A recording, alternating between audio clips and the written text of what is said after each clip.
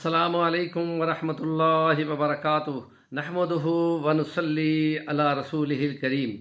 20 فروری UN کی طرف سے سوشل جسٹس ڈے ہے، جو 2007 میں طے کیا گیا تھا کہ اس کو منایا جائے گا، اور پھر جا کر 2009 میں 20 فروری کو ہر سال منایا جاتا ہے۔ اور اس سوشل جسٹس کا مطلب ہے کہ قوموں کے درمیان میں جو بے روزگاری کی وجوہات ہیں اس کو جانا جائے، جو مختلف طبقوں کے درمیان ناانصافی کی جاتی ہے اس کو جانا جائے، مختلف ممالک کے درمیان میں جو ناہمواری ہے ان کے حقوق کے سلسلے میں، اور کسی کے غاصبانہ قبضے کے خلاف۔ اور یہ دن اس لیے منایا جاتا ہے تاکہ مختلف سکولوں، کالجوں اور مختلف کانفرنسوں میں آگاہی دے دی جائے تاکہ لوگوں کو اپنے حقوق کا پتہ چل جائے۔ اور ہم یہ کہتے ہیں کہ اسلام کے نقطہ نظر سے قرآن مجید کی تعلیمات یہ ہے کہ ان اللہ یامر بالعدل والاحسان، اللہ عدل کا حکم دیتا ہے اور اس سے اوپر اگلا درجہ احسان کا ہے، کچھ زیادہ بڑھ کر دینا۔ اور سورۃ رحمان میں فرمایا وَوَضَعَ الْمِيزَانَ أَلَّا تَطْغَوْا فِي الْمِيزَانِ، ہم نے کائنات میں ترازو رکھ دی ہے، انصاف ضرور کرو، اور یہ کہ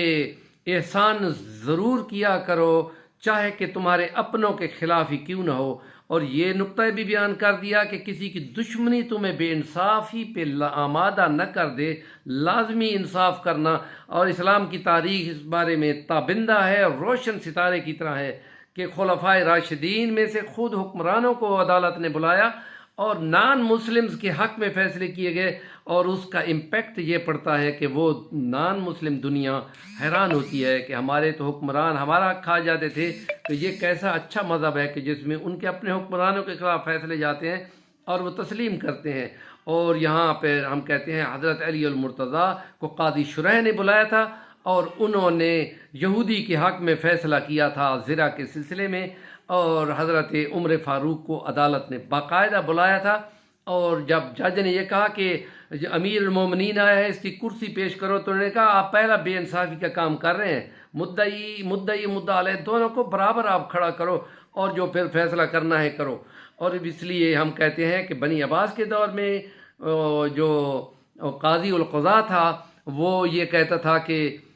خدا نے مجھے پوچھنا ہے تو میں کیا جواب دوں گا کہ میں نے ہارون الرشید کو باقاعدہ مدعی کے ساتھ کیوں نہ کھڑا کیا، کیونکہ یہ تو بادشاہ تھا، لیکن فیصلہ میں نے مدعی کے حق میں کیا تھا جو عام شہری تھا، اور امیر المومنین مسلمانوں کے بادشاہ خلیفہ کے خلاف دیا تھا، لیکن خدا نے اگر پوچھ لیا تو میرے پاس کیا جواب ہوگا۔ یہ کمال معیار ہے۔ اور ہم یہ کہتے ہیں کہ پاکستان کے اندر جو کشمیریوں کو حقوق نہیں دیے جا رہے، UN خود مان چکا ہے کہ خود انڈیا نے یہ تسلیم کیا تھا کہ ہم یہ حق دیں گے کشمیریوں کو کوئی استصواب رائے، جو وہ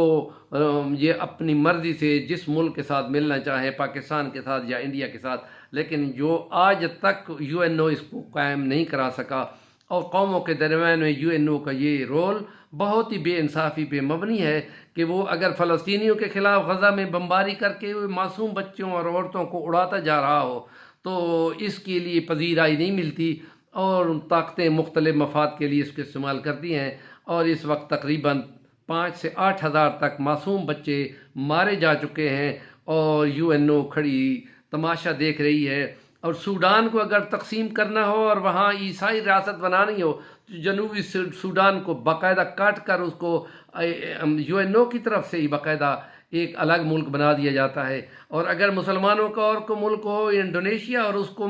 تیمور نام کے علاقہ جو کہ عیسائیوں کی اکثریت کا ہو، وہاں سے اس کو کاٹ کر UN کے طرف سے اس کو الگ ملک بنا دیا جاتا ہے۔ یہ چیزیں کی جاتی ہوں، لیکن پاکستان کے لیے کشمیر اسی طرح کھڑا ہوا ہے 70 سالوں سے، اور قبرص کا مسئلہ بھی اسی طرح کھڑا ہوا ہے، فلسطین کا مسئلہ آج تک بھی حل نہیں ہوا ہے، اور دن یہ منائے جا رہے ہیں کہ یہ انصاف کیا جانا چاہیے۔ پاکستان کے اندر جو عدلیہ کا معیار ہے عالمی رینکنگ میں وہ بہت نیچے ہے۔ اسلامی نظریاتی مملکت میں ہماری عدلیہ کا کردار بھی پہلے، دوسرے، تیسرے نمبروں پہ ہونا چاہیے تھا۔ اگر یہاں پر بھی قاضی کورٹس کا قیام کر دیا جاتا کہ جس میں جج یہ فیصلہ کرتا کہ قرآن کی اس آیت سے اور نبی پاک صلی اللہ علیہ وسلم کی ان احادیث کی روشنی میں اور اسلام کی تاریخ میں ان فقہ کی روشنی میں میرا یہ فیصلہ ہے، تو دنیا کی کوئی عدالت اس کو چیلنج کر کے کینسل نہیں کر سکتی تھی۔ اللہ کرے کہ پاکستان میں ایسی قاضی کورٹس کا قیام ہو جائے جس سے انصاف کے تقاضے پورے ہیں، اور جو غربت کی وجوہات ہیں ان میں انصاف کر دیا جائے،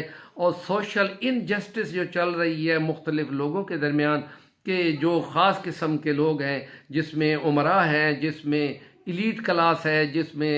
بڑے لوگ ہیں، جس میں عہدیدار ہیں، اور ان کے لیے وہ 18 ارب ڈالر ہر سال الگ کر کے ان کو دے دیا جاتا ہے، اور تھوڑا سا جو بچتا ہے وہ باقی ملک میں تقسیم کیا جاتا ہے۔ یہ انجسٹس ہے۔ پاکستان اسلامی نظریاتی مملکت ہے، اس میں ناانصافی کا تصور اس کی بنیادوں کے خلاف ہے۔ ہمارے چینل کا نام ہے صفی الرحمن الوانی، ضرور سبسکرائب کر لیں، اور اچھی بات کا ابلاغ کرنا، نیکی کو آگے بڑھانا ہے۔